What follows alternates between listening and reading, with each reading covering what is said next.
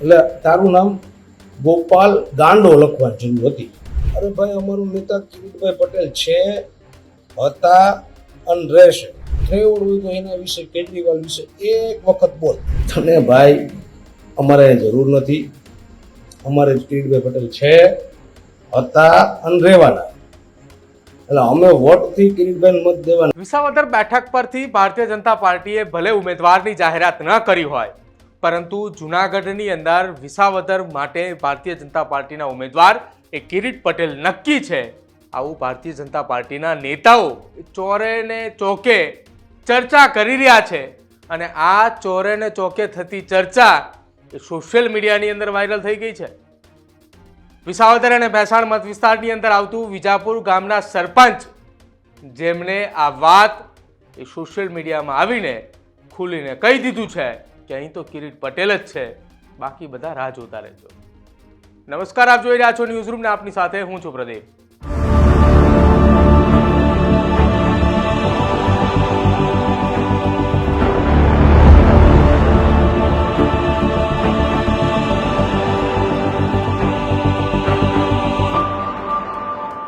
તો વિસાવદર બેઠકને લઈને હવે એલાને જંગ એ નક્કી છે, કેમ કે ગોપાલ ઇટાલિયા એ મેદાને છે, કોંગ્રેસ પણ ઉમેદવાર ઉતારવાની છે અને સાથે સાથે ભારતીય જનતા પાર્ટી પણ ઉમેદવાર એ મેદાને ઉતારવાની તૈયારી છે.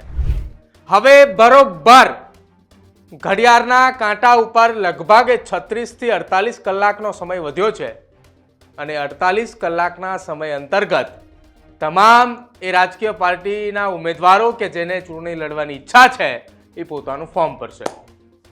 ગોપાલ ઇટાલિયાની ફોર્મ ભરવાની કામગીરી દરમિયાન આમ આદમી પાર્ટીના પંજાબના મુખ્યમંત્રી, આમ આદમી પાર્ટીના રાષ્ટ્ર સંયોજક અને દિલ્હીના પૂર્વ મુખ્યમંત્રી અરવિંદ કેજરીવાલ અને સાથે જ દિલ્હીના પૂર્વ મુખ્યમંત્રી આતિશી પણ જોડાયા હતા.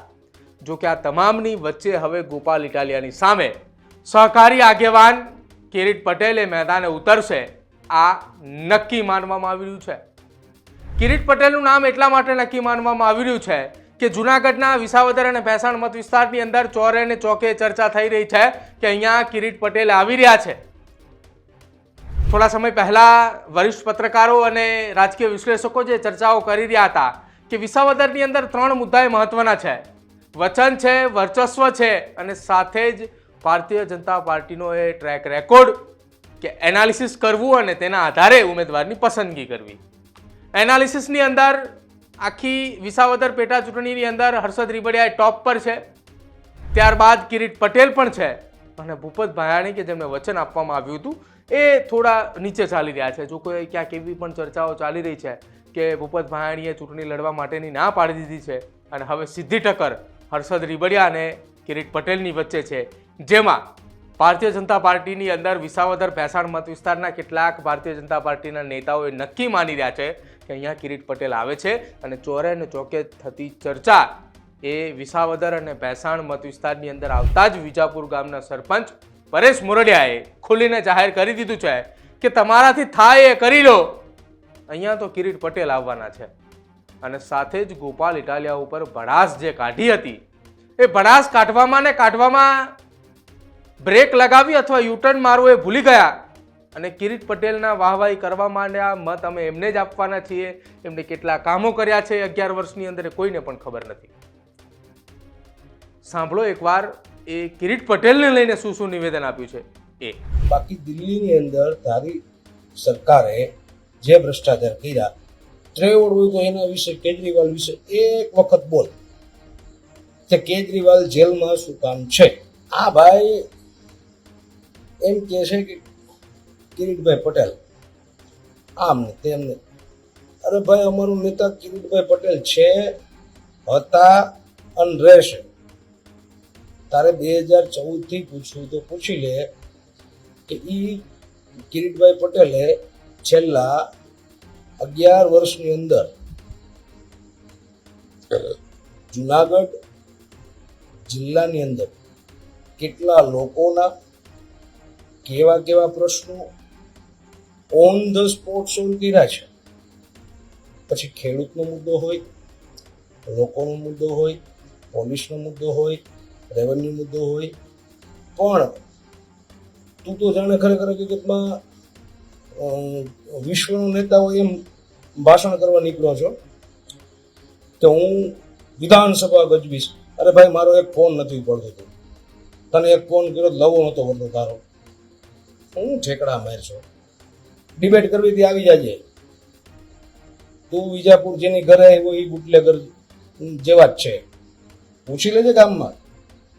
તને વિજાપુરમાંથી જે લોકો ભેગા કર્યા હતા એને જેને પૂછીને તમે શું કરો છો, મન થાય ભાષણ કરી દે, મન થાય ત્યાંથી ગમે એ લોકો તને કહે એટલે આમ કર્યું તેમ કર્યું, બીજાના ફોટા બીજા ગામમાં મૂકી દેશો. તને ભાઈ અમારે જરૂર નથી. અમારે કિરીટભાઈ પટેલ છે, હતા અને રહેવાના. એટલે અમે વોટથી કિરીટભાઈને મત દેવાના. અને હારી છે ને એટલે ઈવીએમ માટે ઠીકરો ફોડતો. એનું કારણ છે ભૂપતભાઈ ભાયાણી જેથી જીતા ને તેથી ઈવીએમ મશીનથી જ જીતા. દિલ્હીમાં તારો કેજરીવાલ જે સીટો આવી હતી ને એ ઈવીએમ મશીનથી જ સીટો આવી હતી. તારે જેટલી ડિબેટ કરવી હોય, જેટલી વાર જ્યાં ખુલ્લેઆમ ડિબેટ કરવી હોય મને બોલાવજો, હું તો બધા જવાબ આપીશ. કાર્યકર્તા તરીકે હું તો નાનો કાર્યકર્તા છું. કાર્યકર્તા તરીકે મારી તો આટલી જ અપીલ છે કે સત્તા સાથે રહી અને સત્તામાં મતદાન કરીએ. પછી આપણા વિસ્તારનો વિકાસ ન થયો હોય તો 2 વર્ષ પછી આપણે કહીશું ને કે ભાઈ અમારે આ બાકી રહી ગયું. મને મારા ગામે 10 વર્ષ આપ્યા છે ત્યારે હું વિકાસ કરી શક્યો. તાકાતવાળા માણસને, કિરીટભાઈ પટેલને એકવાર બેહાડો તો ખરા. આવો તો ફાકા ફોજદારી કરવાનો કેજરીવાલ એ તો જેલમાં છે, અને આ ફાકા ફોજદારી કરીને સુરત ભેગો થાય. એટલે અને હા, તારી જે લેંગ્વેજ છે ને એનાથી અમને અતિશય ભારી ભાષામાં વાત કરતા આવડે. અને તું એ મગજમાં ચોખ્ખું કરી નાખજે કે ભાષા આમ છે ને તેમ છે. અમારી પાસે ભાષા છે પણ અમારી મર્યાદામાં રહીને વાત કરીએ. કિરીટ પટેલને લઈને નિવેદન આપ્યું કે અહીંથી કિરીટ પટેલે ચૂંટણી માટે નક્કી છે, અને સાથે જ ગોપાલ ઇટાલિયાને લઈને જે આક્રોશ કાઢ્યો હતો એમાં ગોપાલ ઇટાલિયાને ન બોલવાના શબ્દ પણ કહી દીધા છે. હવે આ જે શબ્દો એ પરેશ મોરડિયાએ વાપર્યા હતા તેને લઈને ક્યાંક એ બંને વચ્ચે એ મતભેદ શરૂ થયા છે. કેમ કે એક તરફ ભારતીય જનતા પાર્ટીના નેતા છે પરેશ મોરડિયા, તેમના સમર્થક છે ભારતીય જનતા પાર્ટીના, અને બીજી તરફ આમ આદમી પાર્ટીના ઉમેદવાર ગોપાલ ઇટાલિયા છે. પરેશ મોરડિયાએ તો ત્યાં સુધી પણ કહી દીધું છે કે ગોપાલ ઇટાલિયાએ તો મારો નંબર પણ બ્લોક કરી દીધો છે. ત્યારે હવે જોવાનું રહેશે કે ભારતીય જનતા પાર્ટીનું જે નામ પાર્ટીએ નથી જાહેર કર્યું પરંતુ પાર્ટીના કાર્યકર્તાઓએ જાહેર કરી દીધું છે કે અહીંયાથી કિરીટ પટેલે નક્કી છે. ત્યારે હવે જોવાનું રહેશે કે આગામી 48 કલાકની અંદર ભારતીય જનતા પાર્ટી વિસાવદર બેઠક પરથી કયા ઉમેદવારને ફોર્મ ભરાવે છે. તમે શું માની રહ્યા છો? કિરીટ પટેલ નક્કી છે? જે પરેશ મોરડિયા કહી રહ્યા છે એ વાત 100% જો સાચી હોય અને તમે વિસાવદર અને ભેસાણના હોય અને તમારા ચોરે અને ચોકે ચર્ચા થઈ રહી હોય કે કિરીટ પટેલ આવી રહ્યા છે, તો અમારા કમેન્ટ સેક્શનની અંદર જરૂર જણાવજો. જોતા રહેજો ન્યૂઝરૂમ. નમસ્કાર.